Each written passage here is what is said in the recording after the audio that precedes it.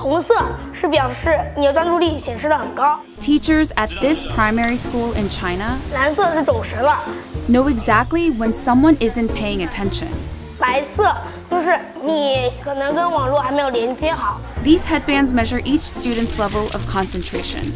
The information is then directly sent to the teacher's computer and to parents. China has big plans to become a global leader in artificial intelligence.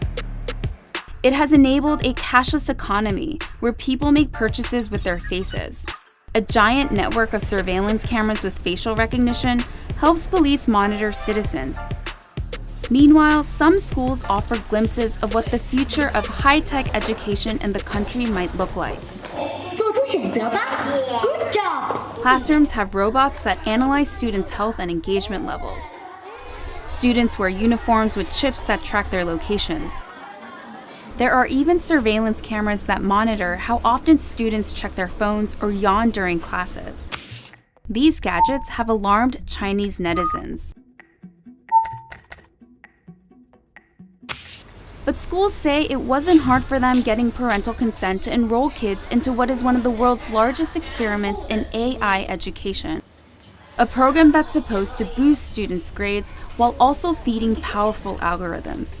为了就是国家的这个研究呀、发展呀，我觉得是没有问题的。 The government has poured billions of dollars into the project, bringing together tech giants, startups, and schools. We got exclusive access to a primary school a few hours outside of Shanghai. To see firsthand how AI tech is being used in the classroom. For this 5th grade class, the day begins with putting on a brainwave sensing gadget. Students then practice meditating. 现在想象我们眉心有一点柔和的光芒绽放。 The device is made in China and has 3 electrodes, 2 behind the ears and 1 on the forehead. These sensors pick up electrical signals sent by neurons in the brain. The neural data is then sent in real time to the teacher's computer. So while students are solving math problems, a teacher can quickly find out who's paying attention and who's not. 说明这段时间他是有点在那走神的。 A report is then generated that shows how well the class was paying attention. It even details each student's concentration level at 10-minute intervals. It's then sent to a chat group for parents. 就是他可以看到每个人的评分。 The reports are detailed, but whether these devices really work and what they exactly measure isn't as clear. We were curious if the headbands could actually measure concentration, so one of our reporters tried on the device. 但我没有感觉自己特别集中。This is a new technology with still fairly little research behind it. Theodore Zanto is a neuroscientist at the University of California, San Francisco. He was surprised to learn that this tech, called electroencephalography, also known as EEG, is being used in the classroom on children.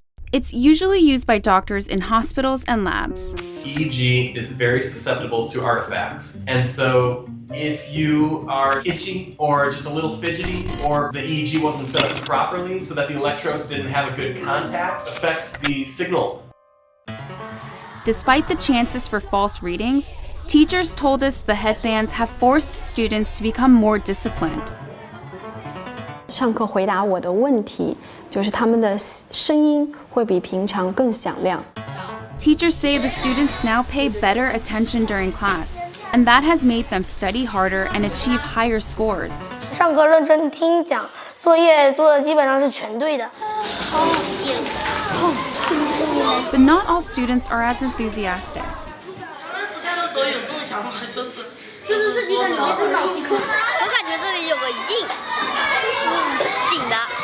This 5th grader, whom we caught dozing off in class, told us his parents punish him for low attention scores.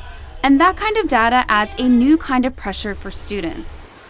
想啊，如果在一次考试全班人都考了95分以上，就你考了一个85，你会不会感觉你有一种 Companies we interviewed said the data can go to government-funded research projects.